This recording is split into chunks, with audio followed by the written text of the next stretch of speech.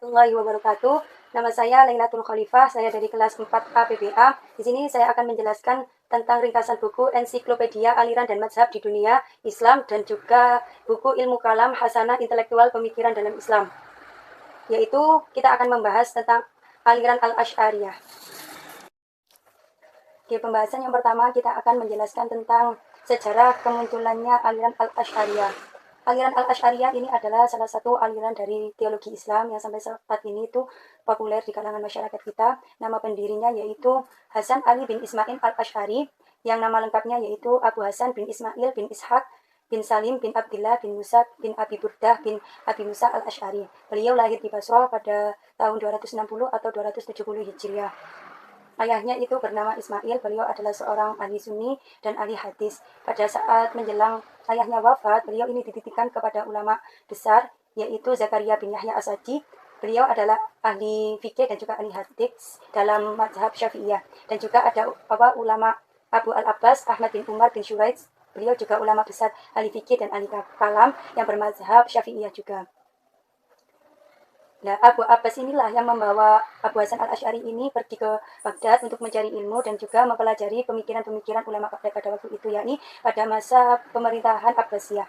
Pada tahun 303 Hijriah, ibunya Al-Asy'ari ini dinikahi oleh pembesar ulama Mu'tazilah, yaitu Abu Ali Al-Jubai. Nah, dari sinilah memberikan peran besar dan perkembangan pemikiran dan ilmu pengetahuan bagi Al-Asy'ari. Beliau juga sempat belajar juga dengan Al-Jubai, dan juga Al-Asy'ari juga menjadi pengikut aliran Mu'tazilah.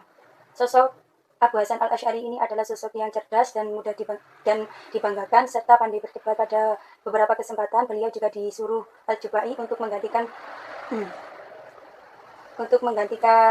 beliau dalam perdebatan-perdebatan. Nah, beliau pada waktu itu menjadi pengikut Mu'tazilah itu berumur 40 tahun. Terus beberapa selang kemudian setelah beliau mempelajari pemikiran-pemikiran aliran Mu'tazilah dari Al-Jubai, beliau ini menemukan beberapa kejanggalan dari pemikiran-pemikiran Mu'tazilah, dan pada akhirnya Al-Asy'ari ini bertanya kepada gurunya Al-Jubai untuk mendapat sebuah penerangan dan jalan yang bisa membuat hatinya lapang dan pikirannya kembali terbuka. Nah, di sinilah terjadi perdebatan antara Al-Asy'ari dan Al-Jubai. Yang pertama, Al-Asy'ari itu menanyakan kepada Al-Jubai mengenai bagaimana nasib ketiga orang berikut ini ketika dia di akhirat nanti. Yang pertama yaitu ketika seseorang itu meninggal dalam keadaan beriman, itu nasibnya bagaimana ketika di akhirat. Dan kategori yang kedua, orang itu meninggal dalam keadaan kafir. Dan yang ketiga, bagaimana keadaan orang anak yang meninggal dalam usia dini dan belum balik. Terus Al-Jubai itu menjawab, untuk orang yang pertama, yaitu orang yang meninggal dalam keadaan beriman, dia itu akan mendapatkan pahala dan masuk surga. Nah, hal ini tuh berdasarkan dalil Mu'tazilah bahwa Allah itu wajib memenuhi janjinya bahwa orang yang baik, orang yang beriman itu nanti akan masuk surga. Terus kategori yang kedua, ketika seseorang meninggal dalam keadaan kafir, menurut Al-Jubai bahwa seseorang yang meninggal dalam keadaan kafir itu akan berada di dalam neraka. Hal ini juga berdasarkan janji Allah tentang ancaman terhadap orang-orang kafir, dan orang kafir itu pasti akan masuk neraka. Terus menurut Al-Jubai, kategori orang yang ketiga yaitu anak yang meninggal dalam usia belum balik. Menurut Al-Jubai, dia itu tidak berhak mendapat pahala dan juga tidak berhak mendapat siksa, karena anak kecil yang belum balik itu tidak dibebankan ketaatan yang akan mendapat ganjaran berupa pahala dan akan mendapat siksa berupa kemaksiatan. Terus Al-Asy'ari juga menyangkal lagi bahwa Al-Asy'ari berkata, apa yang Allah katakan kepada anak kecil itu, jika anak kecil itu meminta derajatnya seperti derajat orang yang pertama tadi, yaitu orang yang beriman, agar bisa masuk surga.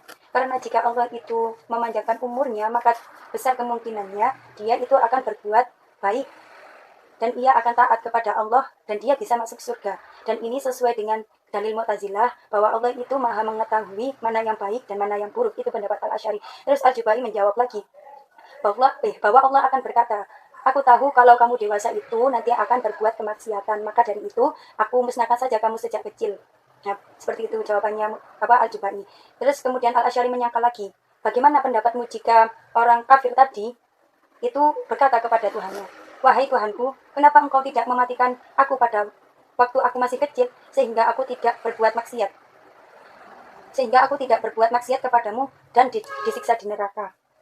Nah, disinilah Al-Jubai terdiam dan tidak bisa menjawab apa yang dilontarkan oleh Al-Asy'ari ini. Masih banyak lagi perdebatan-perdebatan antara Al-Jubai dan Al-Asy'ari itu tentang ada permasalahan tentang sifat Allah, antara akil dan hakim, tentang ketaatan dan lain sebagainya. Nah, dari perdebatan-perdebatan itu, Al-Asy'ari kemudian merasa ragu atas aliran Mu'tazilah ini dan berpikir untuk keluar dari aliran Mu'tazilah ini. Pada bulan Ramadan, itu beliau bertemu atau bermimpi bertemu Rasulullah selama 3 kali. Dan dalam mimpi itu Rasulullah itu memerintahkan kepada Al-Asy'ari untuk menolong mazhab-mazhab yang sepemikiran dengan Al-Asy'ari.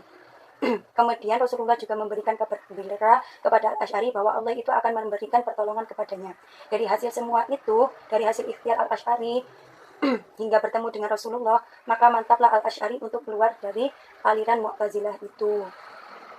Ya, Al-Asy'ari ini juga mengumumkan bahwa dia juga keluar dari mazhab Al-Asy'ari ini di sebuah masjid pada hari Jumat. Akhirnya Al-Asy'ari itu mendirikan mazhab sendiri yang diberi nama Al-Asy'ariyah, yang diambil dari nama beliau sendiri. Nah, aliran ini lahir pada abad ke-10 dan berkembang pada abad ke-11 Masehi bersama menyebarnya tasawuf sufi.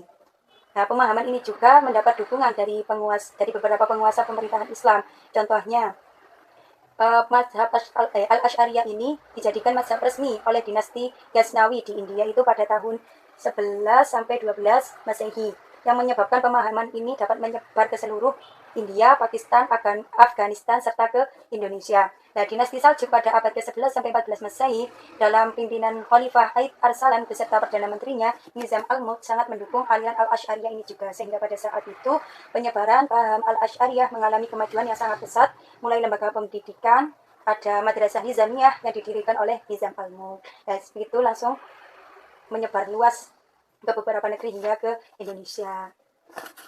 Faktor-faktor penyebab penyebaran aliran Al-Asy'ariyah. Faktor yang pertama yaitu karena Al-Asy'ari sendirilah sang pendiri yang mempunyai alat yang baik. Beliau juga ahli berdebat dan mempunyai kecerdasan dan juga ahli ibadah serta kezuhudannya, sehingga beliau juga sangat dekat hubungannya dengan Allah. Nah, dari sifat dan perilaku beliau inilah yang membuat masyarakat itu tertarik untuk mengikuti ajarannya. Terus yang kedua faktornya yaitu kembalinya pada Al-Quran dan Hadis, serta mengikuti mazhab ulama salaf dan juga mengikuti Imam Ahmad bin Hambal, yang pada saat itu mayoritas masyarakatnya itu juga mengikuti Imam Ahmad bin Hambal, sehingga masyarakat itu dengan mudah menerima pendapat-pendapat Al-Asy'ari karena sama dengan Imam Ahmad bin Hanbal itu tadi. Terus faktor yang ketiga yaitu tentang Al-Asy'ari dan pengikutnya itu mencoba mengambil pendapat yang moderat dan berbeda dengan golongan lain, sehingga kemoderatan inilah yang membuat mayoritas masyarakat itu terpikat oleh aliran Al-Asy'ariyah ini. Aliran Al-Asy'ariyah ini beliau itu mengambil jalan moderat mengenai sifat-sifat Tuhan dari sisi antara paham Mu'tazilah, Jahmiyah, dan Rafidhah. Nah, itu beliau mengambil jalan tengah antara beberapa perbedaan pendapat itu, beliau mengambil jalan tengahnya. Dari sisi lain juga ada paham Mujassimah dan Musyabbihah. Nah, itu. Nah, untuk dalam perbuatan manusia, Al-Asy'ari itu menganut kemoderatan antara Jabariyah dan Mu'tazilah. Dalam pelaku dosa besar, Al-Asy'ari ini menganut paham moderat antara Murji'ah dan Mu'tazilah. Nah, di sini ada beberapa contoh kasus yang bagaimana Al-Asy'ari itu mengambil pendapat kemoderatannya, mengambil tengah-tengahnya di antara ada dua aliran yang berbeda pendapat, tapi Al-Asy'ariyah ini berhasil untuk menentukan titik terang, artinya jalan tengah antara kedua aliran tersebut. Nah, di sini sebelum ada aliran Al-Asy'ariyah, sebelumnya itu ada aliran yang menyimpang dari ajaran agama, yakni tentang ayat-ayat mutasyabih yang mengarah pada tajsim. Nah, ayat-ayat mutasyabih ini adalah ayat-ayat yang samar dan mengarahnya itu kepada hal-hal yang diserupakan dengan benda, misalnya kayak Tuhan itu diserupakan dengan makhluknya, kan nggak bisa seperti itu. Dan mereka ini berani keluar dari ayat-ayat tanzih. Terus kemudian muncullah Mu'tazilah. Nah, Mu'tazilah ini berpendapat bahwa harus mengeneralisasikan antara tanzih di setiap hal sampai menafikan sifat-sifat ma'ani, yakni ada kayak ilmu kudrat, ilmu, dan hayat. Nah, kalau menurut pendapatnya Mu'tazilah ini, maka itu akan muncul permasalahan baru, yakni adanya bilangan pada sifat qadim. Nah, di sini muncullah Al-Asy'ari sebagai penengah dari perbedaan pendapat antara pendapat sebelumnya itu tadi dan pendapatnya Mu'tazilah, bahwa Al-Asy'ari berpendapat yang dengan menafikan tasbih dan menetapkan sifat-sifat ma'ani bagi Allah dan membatasi tanzih pada batasan yang telah dibatasi oleh para ulama salaf. Jadi ini kan tengah-tengah sih. Kalau Al-Asy'ari itu menafikan tasbih dulu dan menetapkan sifat ma'ani bagi Allah, kemudian ada batasan-batasannya kepada ayat-ayat tanzih. Nah, batasan-batasan itu juga yang telah dibatasi oleh para ulama salaf sebelumnya. Itu salah satu contohnya. Terus faktor yang keempat yaitu ada beberapa ulama atau ahli ilmu kalam yang menisbatkan dirinya kepada mazhab Al-Asy'ari.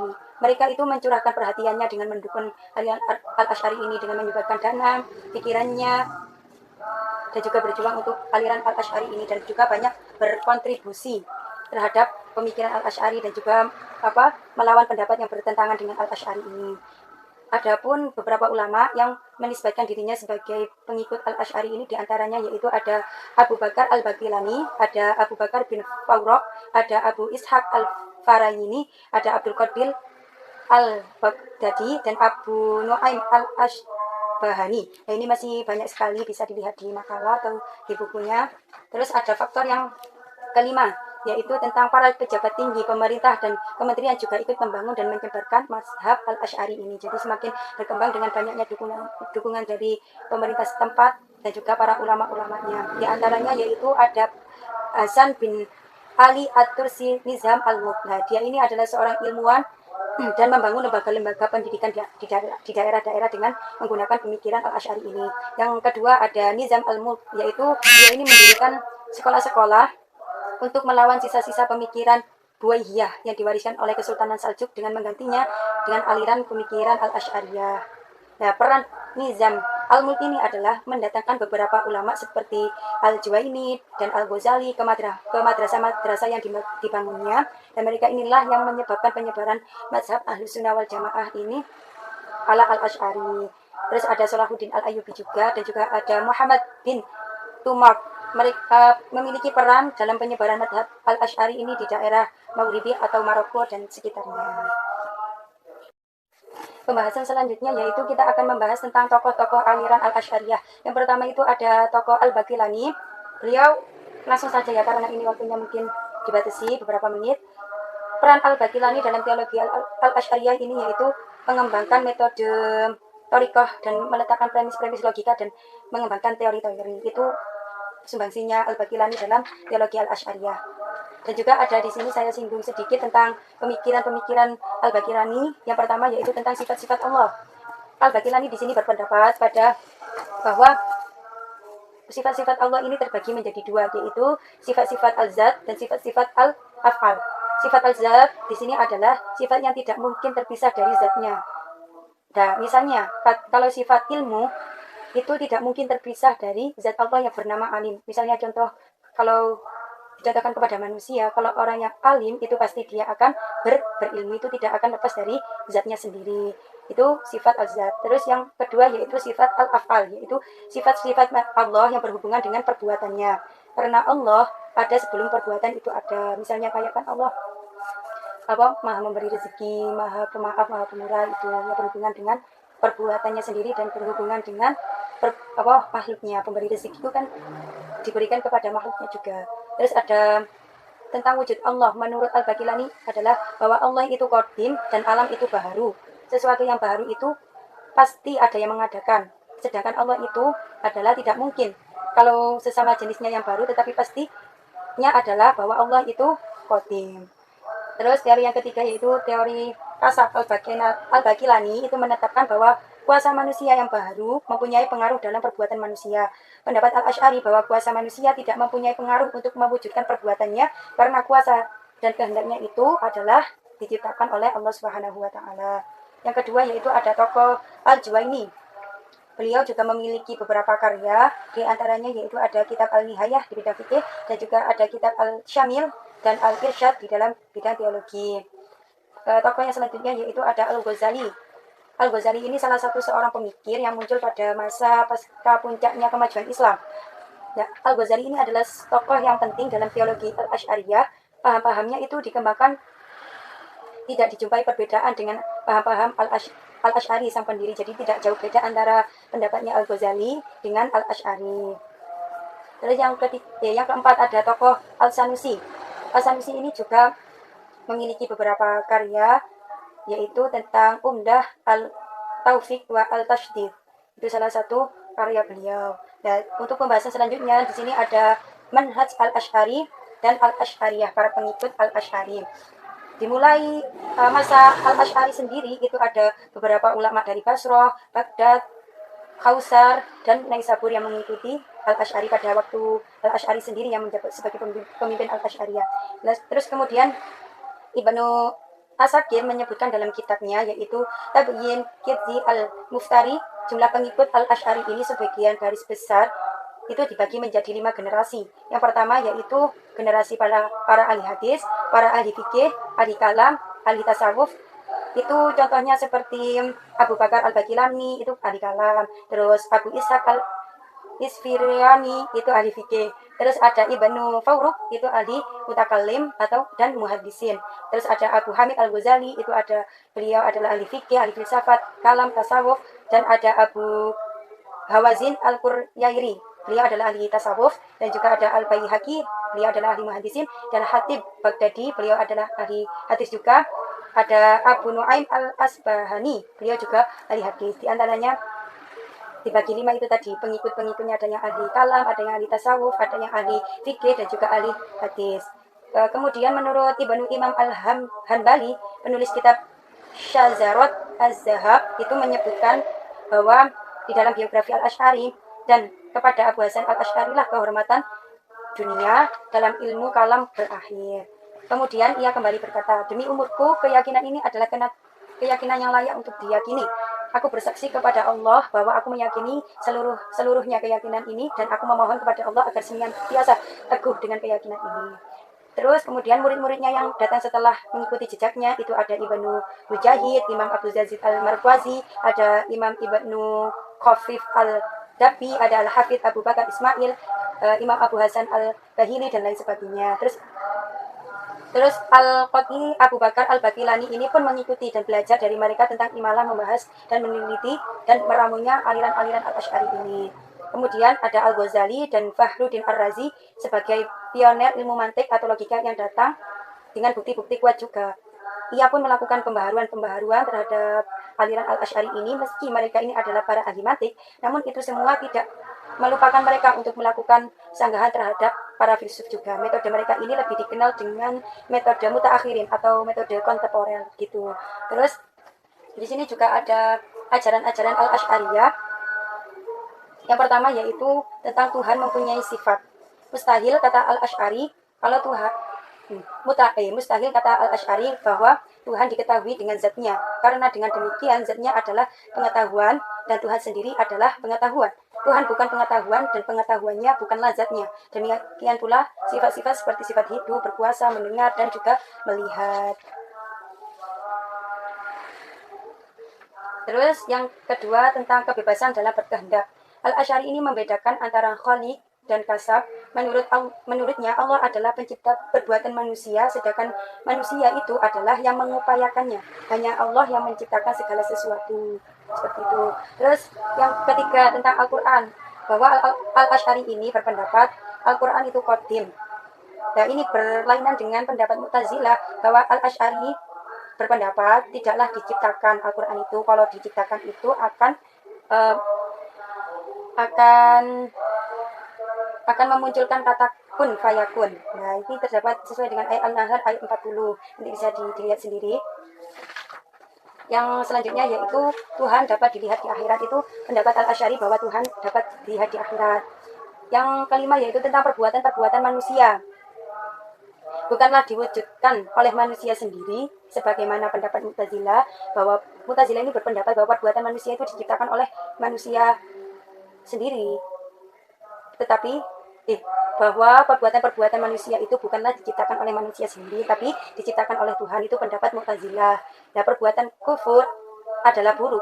Itu bagi orang kafir, ingin perbuatan kufur itu baik. Tapi kehendak Allah, perbuatan kufur itu tetaplah jelek. Bagi orang kafir, perbuatan kufur itu kan baik. Tapi menurut Allah itu perbuatan yang jelek. Demikian yang mewujudkan perbuatan kufur itu bukanlah orang kafir yang tak sanggup membuat kufur bersifat baik, tetapi Tuhanlah yang mewujudkan, dan Tuhan memang berkehendak supaya kufur itu bersifat buruk.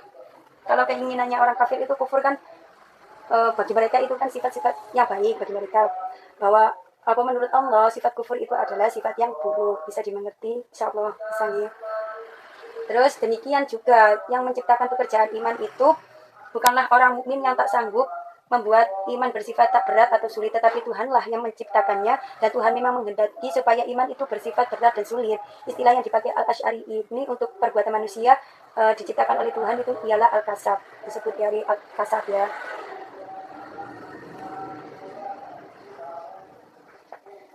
Nah, yang keenam yaitu bahwa Al-Asy'ari ini menolak posisi menengah. Bagi Al-Asy'ari, orang yang berdosa besar itu tetap mukmin karena imannya itu masih ada. Tetapi karena dosa besar yang dilakukan, dia itu menjadi fasik. Jadi menurut Al-Asy'ari itu orang yang berbuat besar itu dihukumi fasik, bukan orang yang kafir. Karena di dalam hatinya itu dia masih mempunyai keimanan kepada Allah Subhanahu wa taala. Sekiranya orang yang berdosa besar bukanlah mukmin dan bukan pula kafir, maka dalam dirinya akan tidak didapati kufur atau iman. Dengan demikian, bukanlah ia ateis dan bukankah pula monoteis, tetapi teman dan tidak pula musuh. Hal ini tidak mungkin, karena itu tidak pula mungkin bahwa orang berdosa besar bukan mukmin dan bukan pula tidak kafir. Jadi Al-Asy'ari ini berpendapat bahwa orang yang mempunyai dosa besar itu disebut orang yang fasik, bukan orang yang kafir. Terus yang ketujuh, Al-Quran itu harus sesuai dengan zahirnya, tidak berhak mengeluarkan dari terputus karena memori tidak cukup. Maka kita lanjutkan tentang pembahasan ajaran Al-Asy'ariyah bahwa Al-Quran itu harus sesuai dengan zahirnya, tidak berhak mengeluarkan dari zahir kecuali adanya hujah. Ketika berdebat dengan Mu'tazilah tentang orang mukmin yang dapat melihat Tuhannya di akhirat kelak, sebuah dasar metode umum yang mengatakan bahwa Al-Quran adalah berdasarkan zahirnya, maka kita tidak dapat keluar dari zahir Al-Quran jika tanpa adanya hujah. Jika tidak ada hujah, maka kita tetap pada zahirnya Al-Quran itu, apa adanya yang ada di Al-Quran itu. Terus yang pembahasan selanjutnya yaitu tentang masalah pengambilan dalil oleh Al-Asy'ariyah ini. Yang pertama, Al-Asy'ariyah ini lebih menyeimbangkan antara dalil-dalil syar'i dan dalil-dalil akli secara seimbang. Jadi dalil syar'i dan dalil akli itu seimbang. Dalil syar'i itu adalah dalil yang dijadikan sandaran. Terus tetapi Al-Asy'ari ini lebih memprioritaskan dalil syar'i, kemudian baru menambah ke dalil akli yang memang membutuhkan penafsiran dan mudah dipahami oleh semua orang, dan juga ini untuk menopang dan memperkuat landasannya juga. Terus yang kedua yaitu mengambil dalil akli, kemudian dalil sam'i. Dalil sam'i itu adalah dalil yang pasti kayak seperti Al-Quran dan hadis. Beliau ini mengambil dalil akli dulu. Sekiranya kan biasanya kalau di dalam Al-Quran itu ada ayat-ayat yang zahir, ada yang batin, ada yang muhkam, ada yang jelas, ada yang mutasyabih, ada yang samad, ada yang khusus, ada yang umum, dan ada nasih, ada yang dihapus, dan ada juga mansuh. Dalil-dalil itu loh kan ada yang nasih atau menghapus, dan juga mansuh atau yang dihapus, dan ada hakikat pula, dan ada majasnya juga, ada juga dan lain-lain lah. Dalil-dalil seperti itulah, makanya di dalam dalil sam'i itu juga ada dalil seperti itu. Maka Al-Asy'ari ini mendahulukan dalil akli dulu. Kalau akalnya sudah bisa mencerna, baru beliau itu menyelaraskan antara dalil akli dan dalil sam'i tersebut. Terus yang pembahasan selanjutnya yaitu perkataan-perkataan Al-Asy'ari mengandung banyak metode yang muncul setelah perenungan dan pemikiran yang panjang. Misalnya nih, pemikiran Al-Asy'ari itu jauh dari fanatisme dan taklid buta. Jadi ini pemikirannya itu benar-benar moderat dan tidak menimbulkan seseorang itu jadi fanatik atau taklid buta sakar PDW gitu ya. Terus yang kedua yaitu memperhatikan masalah pokok sebelum masalah cabang. Jadi pokoknya dulu, hal-hal permasalahan pokok itu diselesaikan dulu, baru akan mudah dalam menyelesaikan permasalahan cabangnya. Terus ada juga tidak menjadikan kelemahan orang yang benar dalam menyampaikan kebenaran, dan untuk dijadikan dasar dan kesalahan apa yang dia ucapkan. Jadi beliau ini tidak menjadikan kelemahan orang yang benar itu dalam menyampaikan kebenarannya, untuk dijadikan dasar atau kesalahan apa yang dia ucap. Jadi dia itu tidak menyalahkan orang lain, dan dia itu juga tidak menjadikan kekuatan orang yang salah untuk dijadikan dasar kebenaran dalam setiap perkataannya, tetapi harus memperhatikan dengan sesama melalui pertimbangan yang matang. Kan biasanya zaman sekarang itu kalau ada orang yang tidak cocok dengan pendapat kita scroll di Google.